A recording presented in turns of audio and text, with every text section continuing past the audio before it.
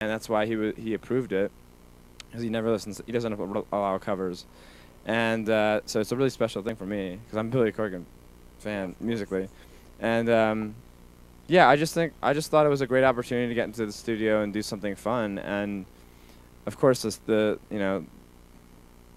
forget the videos and all the stupid stuff that they add to it. It's just as a song, it was nice to reinterpret someone else's work that greatly influenced me. So. Yeah, and talking about the ads and about the commercials, right now with the crisis of the music industry, I think that it's a really good way to promote a song because you're not changing a lyric, you're not, you're just doing song like you put some of your songs on different commercials, and I think that right now it's a good way to promote it. What's your opinion about it? You mean syncing, like synchronization? That's the reason why we're here.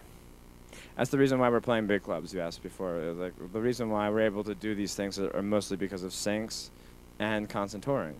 So I mean, the constant touring has been instituted by that's something you have to do when you record a record. I mean, you also want to make money. You have to make a living.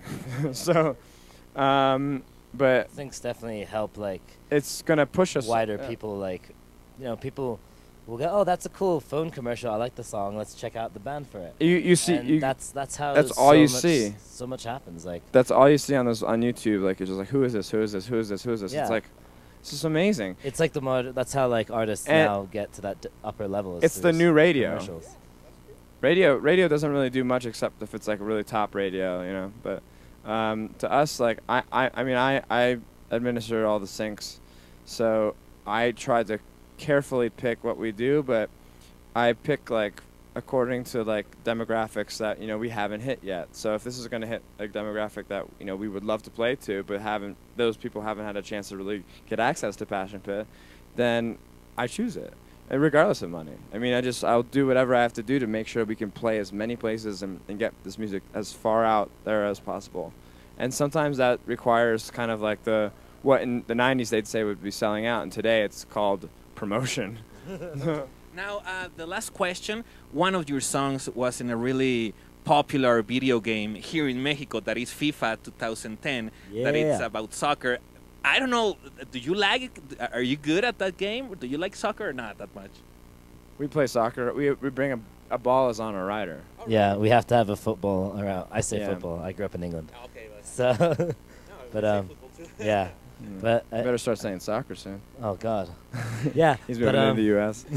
No, we have a ball on a rider, and everyone kicks it around during off time. And I mean, I've been playing the FIFA Pro Evolution, like all types of football, soccer games since I was a kid. So yeah, that's a pretty cool. I'm really good at it. Oh really? Muse rented like a giant stadium, and they had Australia. In Australia, and they had a match, and between all the crew and the band and stuff, it was really fun, and I mean that's the kind of stuff they do. They have lots of fun. They they have the money to, but yeah, it's gonna be great. Yeah. Cool. Well, thank you very much. It's a real honor to talk with you. Congratulations. Oh, thank you. Because of the way you do music, it's amazing. I mean, Manners. It's such a great album.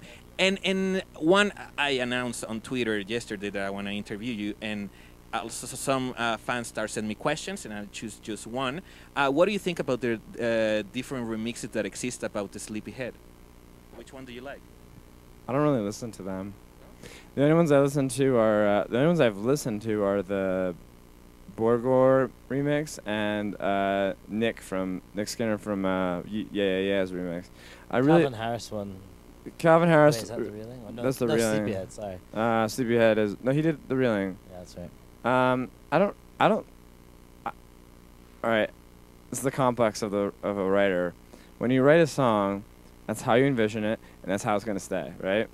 And if it's gonna change, you're gonna change it. So so remixes are amazing. They've done so much for us, and these guys do lots of remixes, and that's but as a writer, I think it's awesome, but I get It's kind of why Michael does covers. Yeah. Because it's reworking, and then me, Nate, and Ian will remix other bands because it's that's my version of remixing. Is covers. Cover.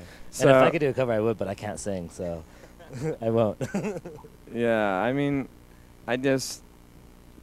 I love that we are able to spread that out and everyone's able to really, because that means that they're investing really a lot of time into your music.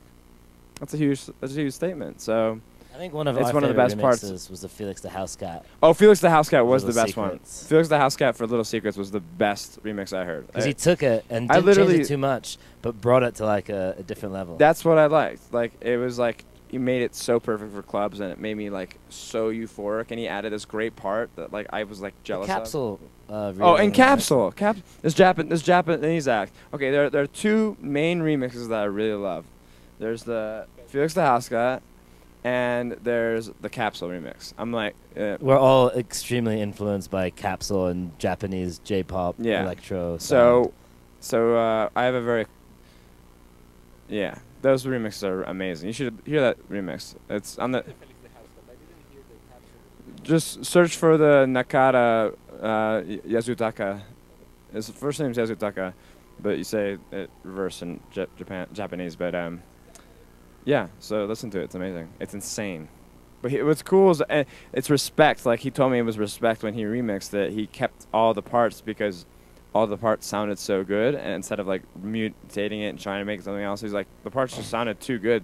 So he's like, I just wanted to like give it more of a oomph. And I was like, I love you. And when we were in Japan, he was DJing and he played the remix, and like it was one of the first times where you heard like a DJ play his own remix of a track, and it was awesome in a club of like 1,000 Japanese kids, and it was loud. It was like, oh, this is how it's meant to be. It's how it's meant to be. All right. I mean, we're half deaf now, but like, I mean, loud music. Like, you gotta listen to music loud. Like when I write a song for someone, like I'm like I have to show them like in a loud studio, because then they're just like.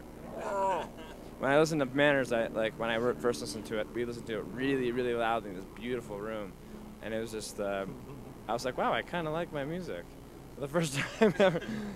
Great music, dude.